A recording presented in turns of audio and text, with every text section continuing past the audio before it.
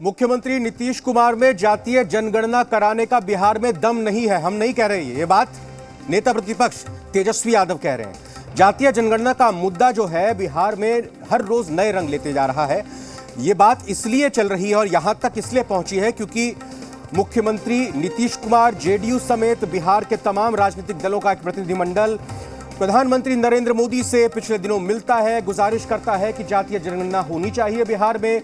आश्वासन वहां से जब नहीं मिलता या कहा जाता है कि जल्द ही बताया जाएगा, तो फिर नीतीश कुमार की तरफ से यह कहा जाता है कि अगर केंद्र नहीं कहता जातीय जनगणना के लिए तो अपने दम पर, अपने खर्चे पर बिहार जातीय जनगणना करेगा। लेकिन इतने दिन बीत जाने के बाद भी अब तक जब कुछ संतोषजनक जवाब या कुछ पहल नहीं की जा रही है मुख्यमंत्री नीतीश कुमार की तरफ से या सरकार की तरफ से, तो तेजस्वी यादव ने निशाना साधा। न सिर्फ निशाना साधा बल्कि उन्होंने यह भी कह दिया कि जातीय जनगणना उनके पिता यानी लालू प्रसाद यादव और आरजेडी सुप्रीमो लालू यादव का यह संघर्ष है और आज इसीलिए इसकी बात हो रही है जो कि बहुत जरूरी है। तेजस्वी यादव ने यह तक कह दिया कि नीतीश कुमार मुख्यमंत्री हैं तो खुद फैसला करके जातीय जनगणना क्यों नहीं कराते। आपको बता दें पिछले हफ्ते ही मुख्यमंत्री नीतीश कुमार ने कहा था कि अभी बीजेपी की तरफ से कुछ जवाब नहीं आया है, बाकी सभी दलों की तरफ से एक मत है जातीय जनगणना पर, लेकिन बीजेपी की तरफ से कोई जवाब नहीं आया। तो अब जाकर ये कहें कि तेजस्वी यादव ने आक्रामक रुख अख्तियार करते हुए सीधा निशाना मुख्यमंत्री पर साधा है। जब बिहार विधानसभा से पारित हो गया तो कौन रोके हुए है? यानी वही बात होगी ना कि बार बार पलटी मारो, अपने बात को मिट्टी में मिल जाऊंगा लेकिन भाजपा में नहीं जाऊंगा। जातीय जनगणना होनी चाहिए लेकिन मैं नहीं कराऊंगा। ये तो वही बात आई। असल में कलेजा नहीं है और होगा भी नहीं, कुछ नहीं कराएंगे। ये तो आरएसएस की गोद में बैठे हुए हैं, मतलब पूरी तरीके से संघ का चोला पहने हुए हैं और भारी डरपोक हैं। एक तो थके हुए मुख्यमंत्री हैं, एक बड़े भारी डरपोक मुख्यमंत्री हैं। इनको देश इंटरेस्ट से कुछ लेना देना, राज्य हित से कुछ लेना देना नहीं, जनता के प्रति कुछ नहीं। इनको केवल अपना इंटरेस्ट है कि कुर्सी पे कैसे बने रहें।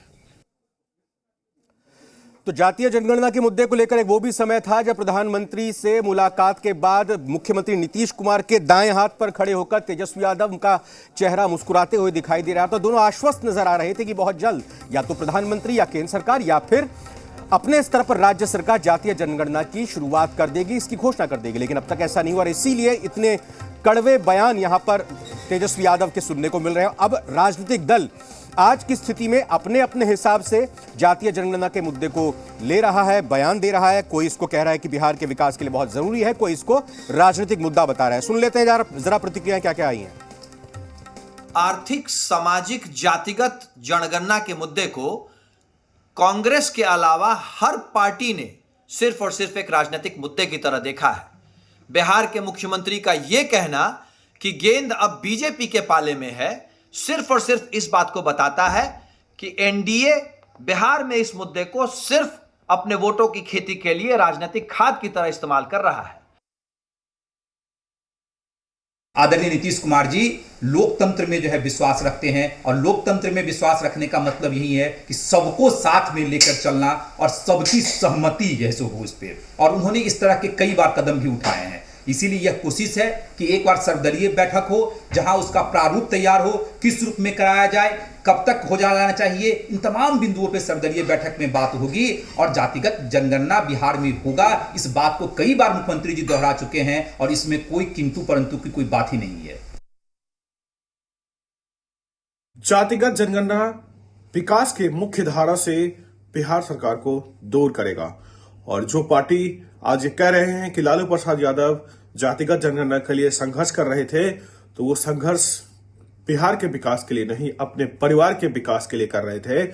और हम सभी जानते हैं कि हमारे देश में शेड्यूल कास्ट और शेड्यूल ट्राइब्स का डेटा अवेलेबल है। एक एक चीज पता है, कौन गरीब है, कहां गरीब है। और बिहार को सिर्फ विकास चाहिए, बिहार को जाति नहीं चाहिए, बिहार को बेरोजगारी से मुक्ति चाहिए। जातिगत जनगणना इन किसी भी मुद्दे को सॉल्व नहीं कर पाएगी। गरीब गरीब होता है, गरीब का कोई जाति नहीं होता है। आपके पिताजी, आपकी पार्टी 11 से लेकर के 14 तक केंद्र सरकार में थी, तो आपने जातीय जनगणना क्यों नहीं करवाया, और करवाया तो जारी क्यों नहीं किया? इस बात का हिम्मत से नहीं, बुद्धि से बात होती है। जो स्टेट करवाए भी वो जारी नहीं कर पाए जातीय जनगणना का। बुद्धि से काम लीजिए, हिम्मत से काम नहीं होता है।